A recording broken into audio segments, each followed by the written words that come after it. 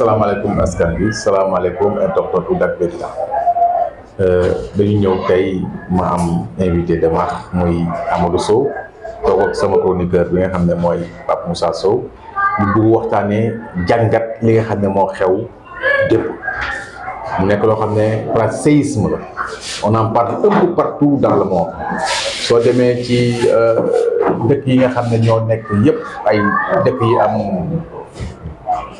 les pays puissants les pays développés en Afrique en Occident lépp dañuy waxtaanee li nga xam ne moo xew Sénégal mu nekk lu jaaxal nit ñi naam am na ñoo xam ne xëy na ñu ko doon gis mais lame de fond bi yéem nañu bëri ñu bëgg a waxtaanee nag li ci am xool jàngat li nga xam ne moo signalé woon depuis ñenn ñi bañ ko gis am ñu ko gis également déjà ma bàyyi Amadou ma bàyyi la nga nuyoog nit ñi ñuy seetaan bala ñuy commencé waxtaan.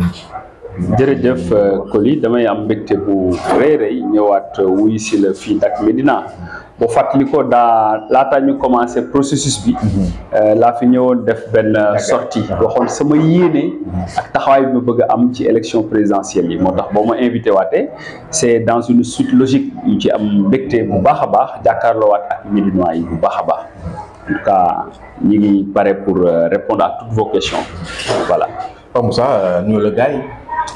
Lamine ma lay nuyu di nuyu bépp mbokk internetu Dak Médina tey au lendemain des élections amaat un grand plaisir comme ni ñu ko defee à la suite émission actu campagne bi ñuy def tey ñëwaat def benn jàngat ci élection yi nga xam ni benn séisme la di am un plaisir tam toog ak Amadou Sow également nga xam ni en matière d' élection en matière de politique tamit kenn du ko nekk ak la am un plaisir tamit gaaw répondre say questions yi pour mu ko wax. ok première question bi ma xam ne moom lay posé yéen ñaar yéen a ko bokk mooy démb lañ def élection tey dañuy yeewu nan nga gisee le climat au Sénégal ressenti bi nit ñi am. jërëjëf Coly loolu day wane ne peuple sénégalais am na benn maturité mais aussi am na une évolution des consciences en matière électorale parce que depuis 1800 sénégalais yi ngi voté et xam nañu lan mooy importance su vote ci réew te boo seetloo démb taxawaay bi nit ñi am wane na ko te loolu la ñuy xaar ci population yi nga xamante ne tey ñooy population sénégalaise parce que ils ont compris les enjeux yi tey dafa nekk ci Sénégal war a entamer ay jéego ci 2024 bi ndax dafay yor yeneen profil yu bokkul yi mu yoroon wàllu géostratégie géopolitique wàllu sécurité ainsi de suite question yooyu yëpp dafay interpeller suñu réew ci ay avenir yu gàtt moo tax it askan wi wane nañ ne comprendre nañ enjeu yooyu changement bi nag c'était pas quelque chose boo xam ne c'était pas obligatoire mënoon na am une continuité aussi mais lan mooy problème bi ba tax sénégalais yi am attitude boobu foofu la jàngat bi nekk foofu nag xam naa dinañ ci xóotal question bi ci kanam bu ñu bàyyee Pape mu dugg ci yow bi nga yeewoo nga gis pratiquement température au Sénégal biir Médina surtout te li am Médina pratiquement moo am fépp ci biir Sénégal ban gis-gis nga ci am. Lamine dama lay remercier également tamit bi ma yeewoo dama ne alhamdulilah même dem bi ma demee ba dem ci ngoon dama ne alhamdulilah parce que ça pourrait être autrement dem ci guddi parce que dama du ma ne si période campagne bi mais avant campagne bi gis nañ Sénégal bi mu demee liñ fi naan am na ñu fi dee bon yenn jàpp yeeg yooyu parce que ça augurait pas lu neex pour mu jëm Sénégal mais nag comme ni naan rek chaque fois dañ naan le génie politique sénégalais dafa génn chaque fois dañ naan da ngay jeng waaye dañu mus a daan mu nan nag xeex sànnante xeer mu am nag ay ñaar ñett ñu si dee mais après nag suñu demee ba élection yi jot da nga naan est-ce que lii Sénégal la démb nag li fi amaat mooy l'exception sénégalaise moom moo ñëwaat Sénégal bu ñu fàttali ni vitrine démocratie la ni ko Sow léegi géostratégie mondiale chaque fois daf ñu bàyyi xel bu ñu fàttali ni li ñu wër yëpp. seen tour de feu la mais chaque fois rek ñun suñu xel ak suñu xalaat rek chaque fois conscience sénégalaise dina ci génn may rafetlu tamit la maturité des Sénégalais surtout bi nga xam ne am na. particulièrement fii ci Médina également ci Ndakaaru ak ci Sénégal yëpp parce que incident électoral mënu si ñàkk mais dans le doonoon na gën a metti wala doonoon na gën a bari mais bariwul. ay incident minime sax laay wax minime loo xam ni mënu si ñàkk mais en tout cas li may terminer rek mooy di rafetlu cette maturité du vote au Sénégal. Effectivement li wax rek boo gisee pratiquement ñi ngi doon jongante ñu bëri pratiquement nangu nañu te loolu mooy li gënoon jafe boo xoolee dëkk yi tàkk yëpp élection moo ko taal dëkk yi tàkk Afrique yëpp élection moo ko taal en général donc li wax rek l' exception sénégalaise dafay dessiné waat suñu jógee foofu la question bi ma leen di posé yéen ñaar koy bokk ba tey mooy élection yi à la Médina score bi à la Médina yow déjà surtout yow mun naa ne expert en matière électorale nga biñ Médina vous êtes incontournable ça c'est une vérité parce que xam nga chiffres yi xam nga élection nu muy demee nga gis depuis local yi jëm ci législative jëm présidentielle bi comme jàngat nga def ci électorat bi par rapport ak évolution yi surtout élection yi mujj ci législative bi ak ci présidentielle bi. jërëjëf jàngat bu simple laa ci def mooy damay wane ne que parti politique yi constitué wu yëpp biir Médina il représente benn infime partie ci électorat bi.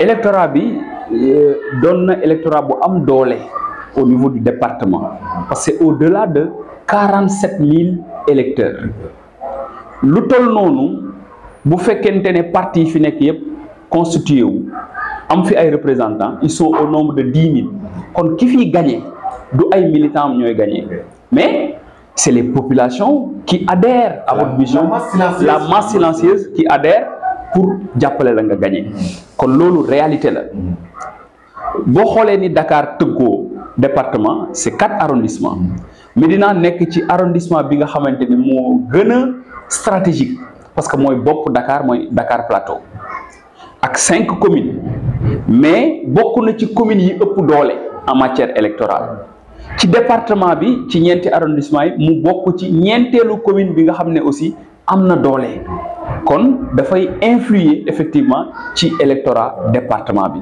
moo tax gagné ko wala am fi doole lu am solo pouvoir bi ñàkk biñ ko ñàkk am na ay signes annonciateurs yoo xam ne waroon nañ ko jàngat bien avant boo xoolee am na ñaari mairie ci arrondissement bi yoo xam ne seeni nit ñoo fa nekk fu mel ni Médina fii ak Bamba Fall ak fu mel ni Dakar Plateau ak Alioune Ndoye di ay socialistes am une base am électorat ñoom ñaari ñëpp mais électorat bi ñu am nañ ay militants am nañ ay sympathisants mais am nañ aussi la masse silencieuse qui adhère à leur politique locale mais qui n'adhère pas à la politique nationale bi nga xam ne ñoom ci lañ adhéré loolu mën na indi déphasage par rapport ak projet ñoom politique bu ñu porté en matière électorale pour faire passer un candidat ça peut être simple pour le cas à la Médina Bamba il a gagné les locales il s'est distingué seul dem gagner parce que les gens acceptent son projet de façon individuelle et locale mais au niveau départemental quand il s'aligne avec le Benno gagné duñu ay nitam militants mën nañ répondre ay sympathisants répondre mais au niveau de la masse de l'électorat silencieux mën nañu bañ a adhérer effectivement day impacter ci électorat parce qu'il a un poids électoral boo xam ne da ko travailler mu nekk en croissance de 4000 électeurs bi muy njëkk a gagné Seydou Gueye dem à 7000 électeurs deuxième mu dem à 9500 pratiquement les 10 000 électeurs c'est un poids électoral considérable mais poids boobu bi mu ñëwee bokk ci Benno waruñ ko woon a xëccoo ak moom dañ ko waroon a yaatal dooleel ko dans le département jox ko jumtuwaay yi mu mën a agir pour que Médinois yi gis seen bopp ci li mu leen di woo mais jàppale wuñ ko ni ñu ko war a jàppale au niveau du pouvoir xeex bi gis ngeen ko avec les tendances loolu doon benn la beneen bi mooy ñi nga xam ne ñoo fi nekkal pouvoir bi aussi amuñu woon déggoo seen biir entre Seydou et Cheikh ñoom ñaar ñëpp aussi kenn ku nekk am nga un poids électoral considérable Cheikh Ba qui vient de naître avec une base boo xamante ne ni moom moo ko entretenir def lu ñuy wax approche sociale ba am base Seydou Gueye am une base aussi naturelle boo xam ne da koy liggéey malgré les défaites yi mu amoon aux élections locales il a maintenu sa base avec l'APR yooyu yëpp ay force la mais bu dispersé woo amul une bonne coordination effectivement ça peut impacter par rapport à l'adhésion de la masse électorale silencieuse. On a vu que ñoom am na benn union bu ñu sacré bu ñu defoon pour entamer les élections présidentielles. xam nga union yooyu en politique maintenant les Sénégalais dañoo am maturité mooy ils savent lire et décortiquer wala ñu analyser une situation politique ak bu mu munti doon benn il peut prendre sur l'internet sur beaucoup d'éléments ay critiques ou ay décryptage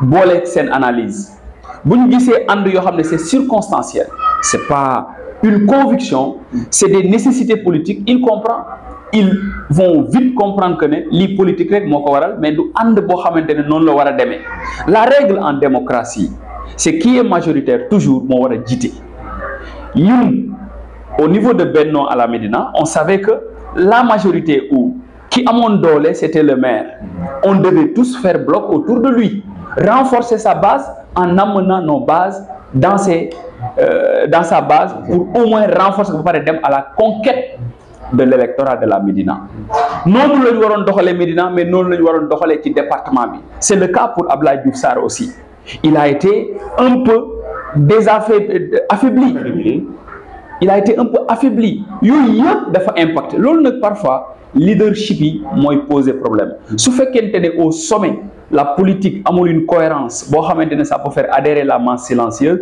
effectivement en matière électorale day am effet li taxoon Benno perte plus de 100 voix aux élections législatives loolu la woon parce que ni ñu def approche bi ñu def ci élection yi baaxul mooy la façon bi ñu investir parce que c'est une coalition baaxul des jeunes comme Amadou Sow en tant que coordinateur départemental nekkul ma ci liste quand Abdoulaye Diouf Sarr me demande de lui donner mes dossiers je lui dis non je ne donne pas un dossier individuel pour la jeunesse je donne vous nous devez un quota de jeunesse parce que loolu mooy principe bu investiture loolu en politique moo war a am fu nekk générosité boobu nag bu amul ci ay nit ñu ànd effectivement day am ay conséquences mais man je dis je le réaffirme aujourd'hui mon ancrage sama bokk ci Benno beneen bi ci topp mooy sama bokk ci parti socialiste mais tey Ousmane Sonko dafa indi élan bu bees boo xamante ne ñi ëpp ci askan wi loolu la ñuy bëgg parce que ñoom ñooy à son projet parce que ñooñu ñi gën a sonn ci askan wi boo demee ci famille yi boo demee ci société bi foo mun ci dem parce que ñoom ñoo am problème ñoom ñooy njëkk a jànkonte ak ay réalité jamono muy jeunesse bi jeunesse boobu nag boo xamul yan stratégie nga mën a def pour téye leen effectivement day am ay conséquences moi j'avais pas quitté les rangs de Benno mais j'avais pris une décision de suspendre mes activités pour deux raisons parce que le choix rassuré wu ma woon processus bi ni ñu ko defee gënalu ma woon je l'ai dit ici ne su ma sañoon un candidat du PS nekk candidat à la candidature ñu am procédure buñ ñu gagné ñu xam ne vraiment le candidat parce que je pensais que le Benno devait changer d'abord son leadership ses couleurs et son approche communicationnelle ñett yi yëpp dafa waroon a soppeeku parce que en communication et marketing politique dafa am ay réalité def naa ko ak Cheikh Ahmed Tidiane Ba bi muy soxla Médina benn stratégie bu ma élaboré woon muy la stratégie d'orientation du potentiel électoral à la Médina où j'ai étudié le comportement des électeurs depuis des années naka la ñuy voter ak ci yan tendance la ñuy voter lan mooy échantillon yi yëpp étalé ko. mais monsieur Sow xam nga l'électorat sénégalais. dafa nekk l'électorat sénégalais du moins dafa nekk lu naqari cerné. ça échappe à tout le monde parce que amul logique parce que lu ñuy wax vote yi dafa am vote boo xam ne vote sociologique la day am vote ethnique day am te yooyu c'est des choses qui échappent. Très bien moo tax le politique il doit être très intelligent au-delà de cette approche là mooy quand tu es politique yow dafa am looy jaay say clients foog nga xam leen. ciblé kenn ku nekk offre boo koy defal pour dajale leen mooy li ma lay wax sànq ci approche d'analyse bi ma def ak au niveau local Bamba qui détient une bastion socialiste yooyu am na leen da ko hérité naka lay amee l'électorat de l'APR naka lay amee les sympathisants naka lay amee la masse silencieuse et chaque entité nécessite une communication stratégique très bien spécifique boo xam ne moo leen di indi mais au-delà de ça aussi boo leen di satisfaire il faut nga am loo leen jox mooy nguur gi bi mu defee sacrifice ñëw ci ñoom c'était pas dans l'intérêt de maintenir sa base parce que base bi am na ko pare mais c'était dans l'intérêt d'augmenter ses capacités électorales mooy ñu defal Médina loo xamante ne la masse silencieuse danañ ci gis seen bopp pour wuy si ko approche stratégique la mais Macky n'avait pas compris parce que boobu ba léegi defaluñ dara Médina lu tax nit ñi mën a fekk si le leader local loolu bu amee ci commune yëpp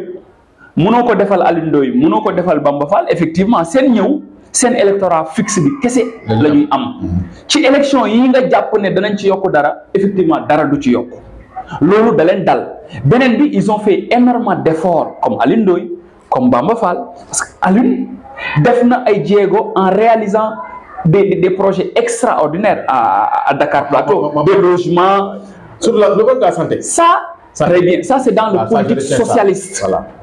Et un socialiste quand il gouverne yooyu dafa war a feeñ parce que nous avons notre façon de voir la société et la République bu ñu àndee dans une coalition ñu bëgg a defar bëgg a renforcer bëgg a maintenir notre électorat il faut que ñi nga xam ne dañoo am pouvoir local parcelle de pouvoir boobu ñu mën leen consolider. waaw mais monsieur Sow le problème j'ai l'impression que le problème qu'il y a on ne mélange pas les loups et les agneaux. Tout à fait. Est-ce que le problème, il y a des socialistes qui sont les libéraux, est-ce que le problème n'est pas là-bas? Moussa, le waxti électorat bi nga xamné élection bi nga xamné am na dem résultat yi am biir Médina ban jàngat nga ci def ñu gis ne pratiquement presque résultat bi nga xamné moo amoon ci législative presque la même chose la ñu gis ci présidentielle. Bon leneen man après ba ma koy jàngee sur le plan du pouvoir bi mu ci amaa dama wax li monsieur le maire am damay arrière tuuti ba ci élection locale yi parce que le maire bi muy dem local di ko gagné ñoom Amadou Sow c'est si ban bannière la demoon. Bougane. Bougane moo àndoon. Qui était ses adversaires? Cheikh Ahmed Tidiane, c'est le Benno Bokk Yaakaar. C'est le Benno Bokk Yaakaar. Donc il était du côté de l'opposition. Kon ma jàpp ni victoire ba mu fa am malgré que en état opposant daf ko gagné en état opposant. loolu ndox mu na ma ko nangu la léegi après bi ñu demee tout juste rek 1 mois 2 mois après il a rejoint le camp du pouvoir malgré que il a am na benn poids politique malgré que am na benn doole à la Médina mais nag bu ñu fàtte ni la masse silencieuse ñi nga xam ni campagne ñu wala mun nga leen jox ñu lekk mun nga leen jox ñu naan mais bu élection jotee ñoom ñooy dugg mbañ gàccama ñoom ñooy dugg isoloir ba. C'est ce qui s'est passé à l'élection législative, c'est ce qui s'est passé à cette élection présidentielle. Gis nañ ni ñoom génn nañ bu baax malgré que ils ont démarré timidement leur campagne et dans l'unité des leaders gis nañ leen par rapport ak législative yi ñëpp xamoon na ne amoon na benn cohabitation wala benn ñàkk jubóo bi nga xam ne amoon na ñoom ci ñoom leaders yi mais bii nii gis nga Cheikh Bamba Seydou main dans la main ñoom ñëpp ñu jàppoo mais nag man li ma jàpp ni ce sont les Sénégalais qui ont sanctionné non pas Bamba non pas Seydou Gueye non pas Cheikh Ba mais ils ont sanctionné Macky Sall. C'est le vent du changement. C'est le vent du changement. Ils n'ont pas sanctionné Amadou Ba mais ils ont sanctionné Macky Sall. À travers Macky Sall, à travers eux. te nag comme li ñuy wax rek rupture tamit dañ ko soxla woon rupture dañ ko soxla woon les gens ont pensé que rupture boobu malgré ndax proposé nañ le programme mais na fi jógee loolu laa jàpp. je suis d'avis ak li Pape Moussa wax quelque part effectivement ci le choix la sanction c'était pas destiné au candidat Amadou Ba effectivement. Parce que le président Macky Sall, en tant que candidat, avait un contentieux avec la jeunesse sénégalaise. Non, la jeunesse sénégalaise. Particulièrement, l'État la jeunesse sénégalaise, Bossetlo, sur les manifestations, sur les morts, sur beaucoup de questions, c'est la jeunesse qui est impliquée. Muy benn. Loolu, ça peut être accepté. Est-ce que loolu mooy expliquer Dakar bi nga xam dañ ko gis ci axe Dakar, Thiès, Diourbel, Diourbel axe bi Louga Saint-Louis nga xam ne électorat bi pratiquement moo détenir pratiquement presque l'électorat. Moi dans mes analyses c'est ce que j'appelle l'axe électoral qui gagne la région de Dakar, la région de Thiès, la région de Diourbel, tu as déjà 50% de l'électorat. 50% de l'électorat déjà. 4% c'est la région de Matam. Région yooyu kese doyul pour nga gagner. Il fallait que man li taxone ma japp comme argument que né dana dem deuxième tour moy la constitution. J'ai basé mon analyse sur la constitution de la coalition Yewwi Askan Wi. Ma japp né PUR amna un électorat fixe bu muy génné ci électorat au Pastef. Khalifa Sall amna un électorat fixe bu mu fa wara génné. Par conséquent, Diomaye doit atteindre les 50% parce que taux de participation bi su dépasser les 60%, ci bureau de vote, il n'y a que 600 inscrits. Bon, de 8h jusqu'à 18h, su fekkente ne rythme de vote bi 5 minutes ngay accordé par électeur, 5 minutes do mëna am 350 électeurs. Par conséquent, doit dépasser 50% du taux de participation. Et là, ça allait désavantager Diomaye. Man non la xalaté. Mais résultat li mu wone c'est autre chose. Résultat dafa wone né la compétition c'est entre deux candidats, muy Amadou Ba et Diomaye. Parce que ñi ci dess ñëpp pratiquement c'est un réel électorat bi ñu japon estimation yi defoon amuñu ko. Lolu nak dafa sonalat Amadou Ba. Les Sénégalais ont fait un référendum. Parce que ñële li ñu warona jël ci Pastef jëluñu ko. Le Pastef l'a maintenu, moi la coalition Diomaye dafa maintenir l'électorat boobu. Lolu moy indi explication bi nga wax moy sénégalais yi dañu adhérer. Lolu nak amna lu koy def. Gis nga li ñuy xép di les nouvelles techniques de l'information et de la communication. Moy aujourd'hui premier outil pour convaincre une masse. Parce que les gens sont surtout à Dakar, surtout les jeunes. Surtout à Dakar et les jeunes. Parce que là Dakar la connexion est permanente.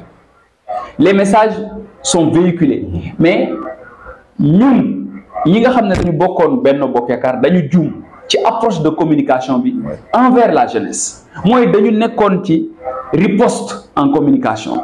Alors que ñëlé ñom dañ doon produire une communication bo xamné ça perçait l'opinion. Muy lan moy ñun chaque fois quand on nous présente un produit Diomaye, nous on montrait aux Sénégalais, on essaie de montrer aux Sénégalais que Diomaye amul maturité, amul nangam. Dédé. C'était pas ça langue de la communication. Lolu riposte là. Il fallait construire une communication cohérente, logique aussi. Parce que Amadou annonce bim def baxna, moi nous sommes dans la continuité. Mais dans quelle option de continuité? Continuité pour continuité, ça n'a pas de sens. Est-ce que il fallait un changement? Parce qu'en fait, les gens avaient soif de changement, de rupture. Non. Et il n'a pas proposé de rupture au Sénégal. C'était par rapport à la pression de la coalition Benno Bokk Yaakaar. Parce qu'au sein de l'APR, l'appareil pour le disposer, c'était difficile. Il fallait que nous offrions une communication apaisée et rassurante. Okay. Une communication rassurante, il sera adouci, c'est-à-dire aux orientations et aux principes dictés par le chef. Il a été très conciliant. Ça a été des obstacles pour Amadou Ba. Obstacles. Quelque part, il n'a pas allé avec les coups de France. Alors que, gis nga Sénégalais dañu soxla autorité bu fess place am. Autorité bo xamantene dafa am audace. Autorité bo xamantene dafa am fit. Waxuma Amadou dafa ñak fit, waxuma amul audace, mais dans la communication globale, visuelle et feeñul. Est-ce qu'il n'était pas sous le contrôle également du chef? Absolument. Parce que problème bo xam nga parti la. Absolument. Xam nga parti la. Processus bi fi jaar motax la. Bu ñu faté ni du apéristes authentiques. Les apéristes authentiques may ñu ko le temps. Mambay Niang, il y a amna ñoo xam ñu Thérèse Faye. Loolu yëpp dafa contribuer sur sa défaite. Tout ça, ce sont des éléments qui ont joué. Ils ont démarré timidement leur campagne électorale. Il a fallu que le chef le rappelle. Ñu def ben secrétaire exécutif national de l'APR. Yoy yëpp pour mu mëna dem. Tout ça, ce sont des éléments yo xamni mën nga ko tenir en compte. La pression également mise également par Diomaye et Sonko, qui l'ont attaqué. Parce que Moudjigi dafa dem ba nga xamni combat bi ce n'est pas avec les autres candidats, c'est entre Diomaye, Sonko contre Amadou Ba qui l'attaque. Absolument. Benen bi en interne aussi, l'amnistie est venue au mauvais moment. Parce que ñun wa Médina arrangé wuñu won, même bu fekkante ne benn lañu parce que nous avons perdu un concitoyen, un camarade, un ami. Amon nañ désaccord ci décision bi. Nous, toute la jeunesse de la Médina, parce qu'ils voyaient qu'il devait y avoir justice pour Doudou Fall. Et tant d'autres jeunes au Sénégal. Nous disons que c'était une mauvaise décision venant du président de la République. Benen bi ci dess moy li laxasu won yépp ci amnistie bi. indi woon na contradiction mais ñenn ñi ils voulaient vraiment montrer leur fidélité et leur sincérité jusqu'au bout en matière nag électorale yooyu amu ci politique sentiment yooyu amu ci quand tu n'es pas d'accord assume et dis que tu n'es pas d'accord loolu dala doon jox yeneen avantage mooy au moins tu allais poser le débat leader dafa war a assumer dafa war a affirmer wu surtout très bien. N'avait-il pas également du verdict populaire parce que suñ naan am na ñoo xam ñu bari amnistie bi suñ ko tuddee d'accord ci mais ñi mu wax mais xam nañu ñi amnistie bi arrangé Sonko Diomaye parce que waaw parce que ñoom la gën a arrangé parce que tey amnistie bi cause amnistie bi moom moo indi l'attaque également tam bi nga xam ne moo may Sonko ak Diomaye doole ñu gën a wàcc sur le terrain mobilisation des troupes bu mun a gagner ni premier tour bi. man pour man Macky Sall moo ci ëpp intérêt li tax ma wax ko mooy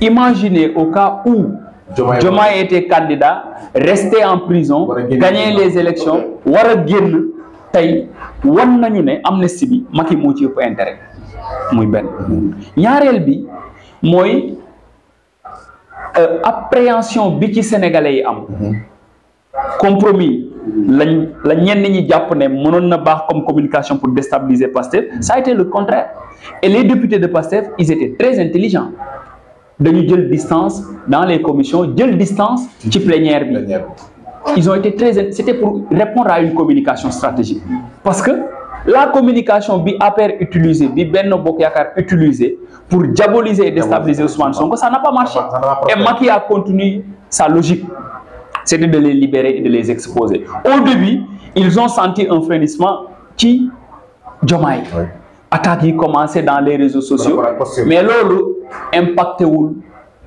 bureau de vote yi parce que la machine électorale de Pastef depuis 2019 bi ñuy jël troisième nekk am 15% de l'électorat boobu la déclenché wu processus boobu nag aboutissement bi moo nekk nii soo ko bëggoon freiner Macky Sall pouvait avoir d'autres stratégies mais li ñuy wax volonté humaine mënul dara ci volonté yàlla bu yàlla nammee ne parfois c'est sur tes erreurs même nga ci lii tey intérêt ak njariñu sénégalais yi wane nañ ko parce que ñoom ñoo souverain ñoom ñoo am droit tànn mais li ñuy tànn souvent li ci ëpp solo mooy ñaan mu jik Sénégal man nag moo tax je profite de cette occasion là pour souhaiter bon vent à Bassirou Diomaye Faye et à sa coalition parce que li ma njëkk a rassurer man en tant que jeune c'est une équipe de jeunes mais léegi nag et je le conseille man waaw rupture yi war a am yëpp moom na ko endossé exercer ko pour le Sénégal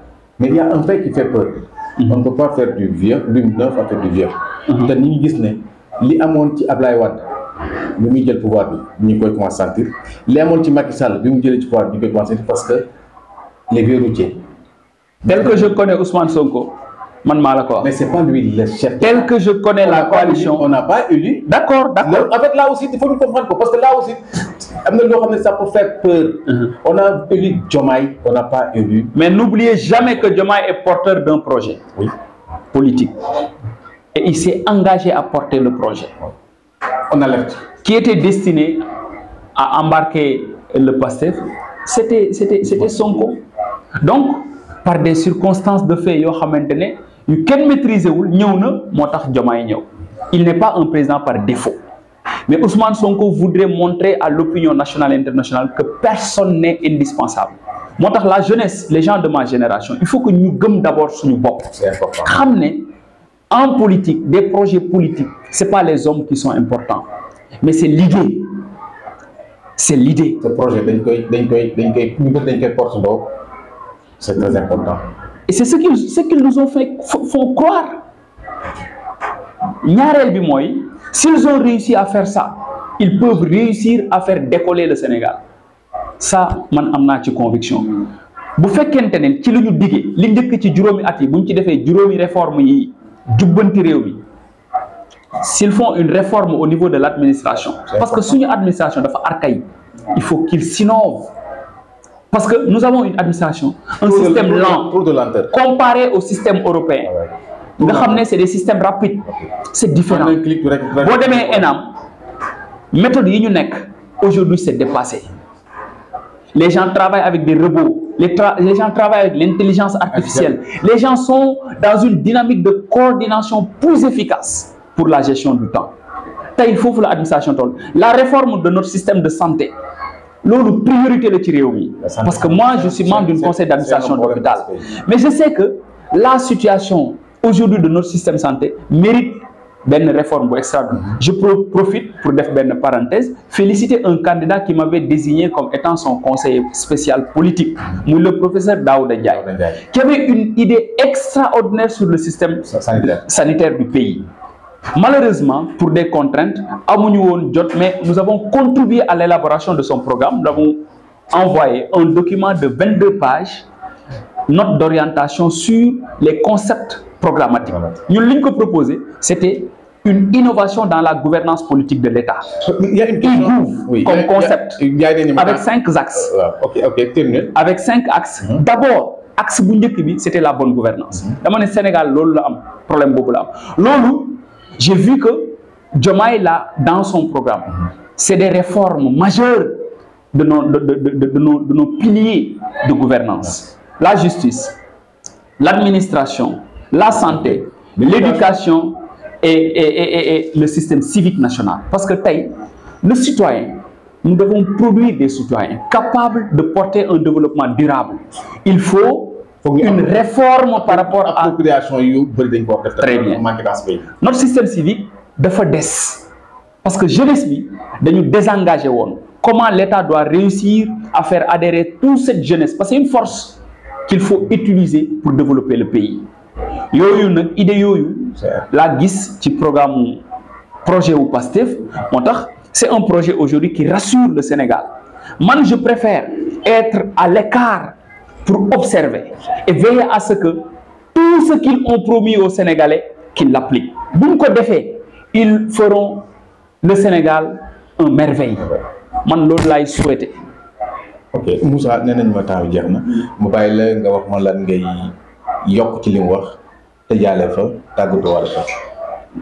Bon Lamine ma lay remercier également tamit parce que comme ni à la suite de Sow gis nga élection yi dafa montrer li Sénégalais yi soxla parce que y avait un parti au pouvoir boo xam ne il amenait les gens. dina jox nit ñi wala parfois muy transporter nit ñi di leen jox 5000 francs parce que am na ñoo xam ne dinañ dem malgré que à l'opposé mu am benn parti boo xam ne nit ñi ñooy ñëw ñoom ñoo siy def seen xaalis nit ñi ñooy parrainé ñoom ñooy yëkkati buñ fàtte ni chaque fois collecte bu amee ay nemmeeku tuur ak yooyu. Ils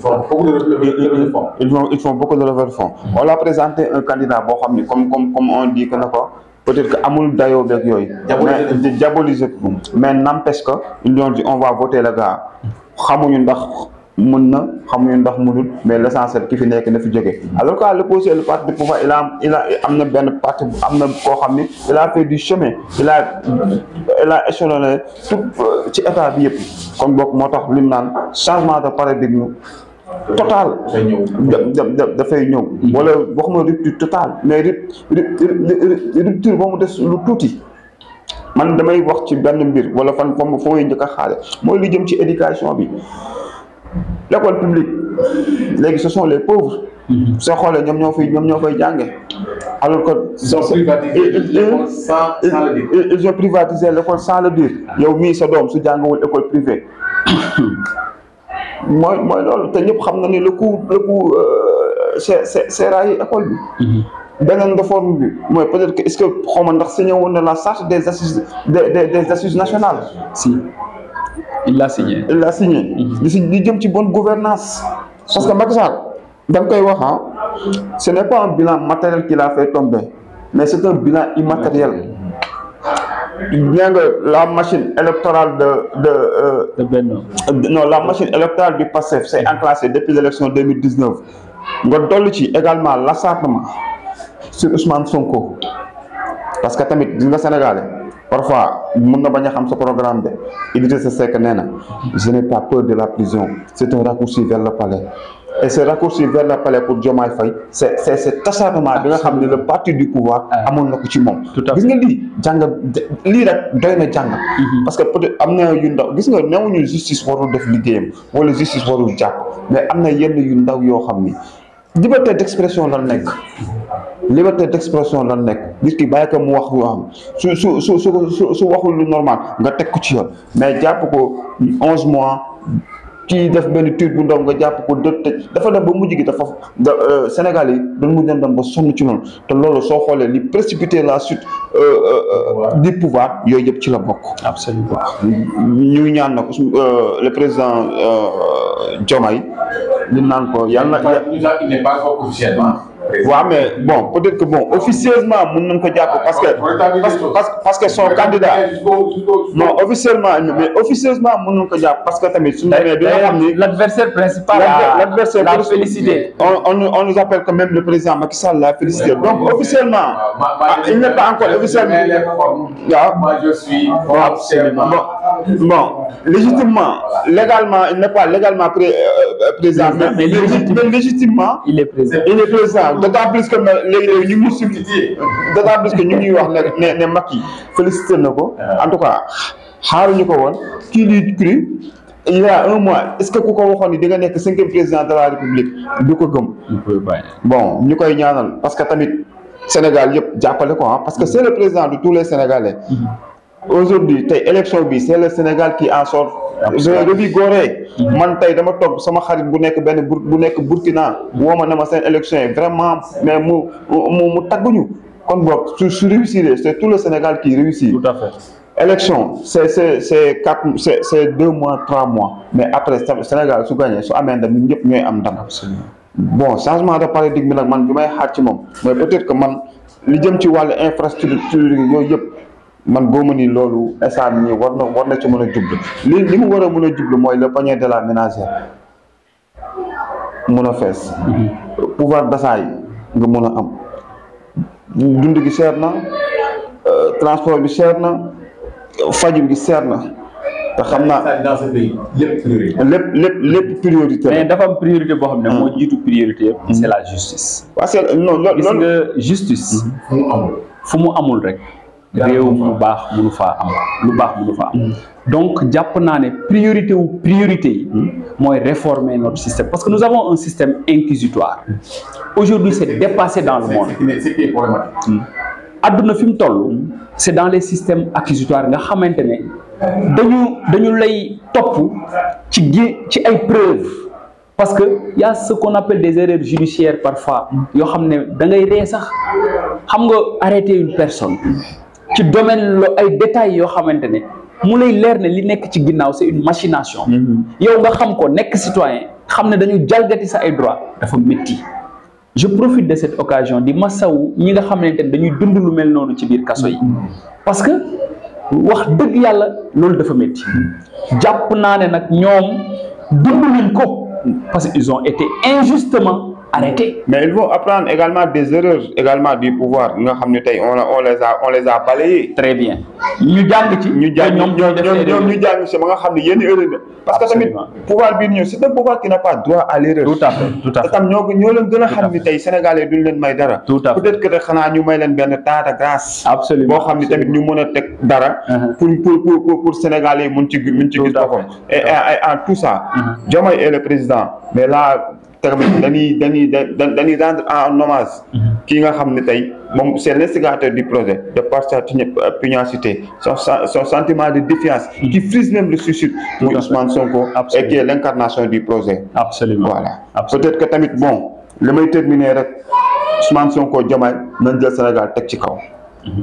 C'est une pêche que dinañ si ñëwaat c'est un point d'interrogation. Inch'Allah. ok Amadou mu bàyyi leen tàggatoo gars yi dinañ ma temps jeex na li ñuy wax rek pratiquement li ñu waxtaan c'est important xëy na yëpp mu ngi rek mais dañ ci dellu soit parce que y a quelque chose qui est important on est dañ doon ñëw rek pour def analyse mais il y a une chose qui est très importante et la chose la plus importante mooy gouvernance. Absolument.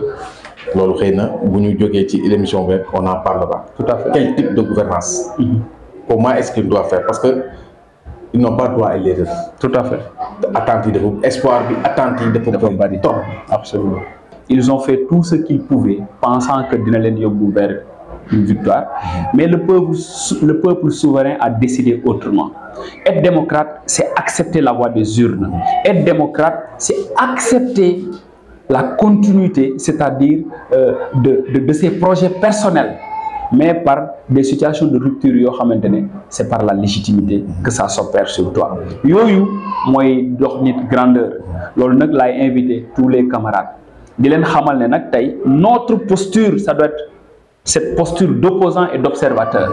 Waruñu dem rapidement ingérer dans cette... Non, nous devons rester dans nos convictions. Li ñu jàppoon ne moo gën ci Sénégal ñu ñoŋol ko bu fekkente ne mën nañ ko jébbal tey ñi yàlla def ñuy jiite Sénégal ñu jox leen ko waaye toog aussi di leen seetlu ndax ni ñu waxee danañu ko jëfe. Man daal foofu lay tàggatoo ak yéen wasalaam jërëjëf. may fermer tamit également rek di ñëwaat rek tuuti rek di rafetlu ce qui s'est passé démb rek. Bon, peut-être le message bi may terminer rek mooy que au prochain gouvernement wala tamit feneen fu ñuy teg keneen tamit on y met également des hommes compétents. The right man at the right place, comme ni ko anglais di wax, l'homme qu'il faut à la place qu'il faut. Loolu tamit lu am solo la. li nga wax li nga mujjee c'est important li lañ leen doon waxtaanee li nga xam ne mooy jàngat li nga xam ne moo fi xew muy élection yi mu nekk lu jaaxal nit trop parce que ñi ko doon xaar mu demee surtout moo surprendre ñëpp parce que nekk opposant gagné ki nga xam ne mooy candidat parti au pouvoir premier tour avec score bi c'est inédit.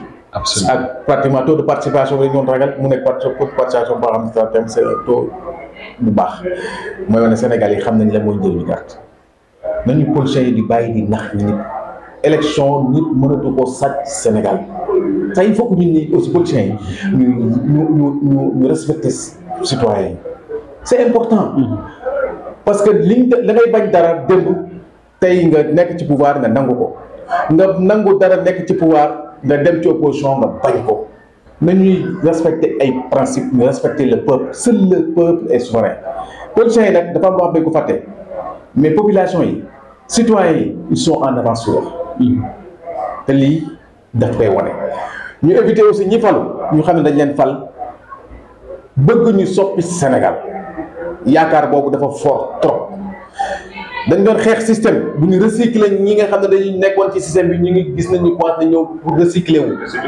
Cette histoire là ça s'est passé avec Ablaye Wade ça s'est passé avec Macky Sall ça ne doit pas se repasser avec les nouveaux. C'est important am na ñoo xam ne ils ont jaar nañ fépp li waa ji wax ngeen nañu fii ngeen feneen fii bëgg ngeen ñaat fii il faut que ñu bàyyi ñeneen des hommes nouveaux ñu ñëw parce que lu ñu wax rek encore on ne peut pas faire du neuf avec du vieux bu ñu naxante bu ñu mënoon fi ñu nekkoon soppi nañ ko donc bu ñu du parce que mënuñu foofu ñu bëgg ñëw fii mën c'est important Sénégal dafa nekk à la croisée des chemins ñu jëm ci situation yoo xam ne dafa nekk pays gazier pays pétrolier am ceinture de feu jàmm dafa am solo mais jàmm justice da koy jiite jàmm li ki am solo lekk ba suur dafa am solo ci jàmm naan ba màndi dafa am solo ci jàmm am dëkkuwaay dafa am solo ci jàmm feebaru faju dafa am solo ci jàmm bëgg dem fenn am pour lu la fa yóbbu dafa am solo ci jàmm donc jàmm bu ñu jiite si naataange nga am possibilité te loolu bokk na ci li tax ñu fal ñi ñëw yaakaar boobu yàlla boobu mu yàqeeku pour mu yàqeeku nag am na ñoo xam ne gis nañ ñu ngi commencé di dem amuñu place foofu parce que fu ñu jógee bu ñu amoon place pour mën defar duñu fa jógee lañ jox rendez-vous prochainement ñëw waxtaanee li nga xam ne mooy gouvernance dañ ko bëgg waxtaanee parce que loolu mooy sunu principal problème ak ñi nga xam ne ñoo mooy défi boobu mooy seen grand défi lañ jox rendez-vous demee incha allah wasalaam.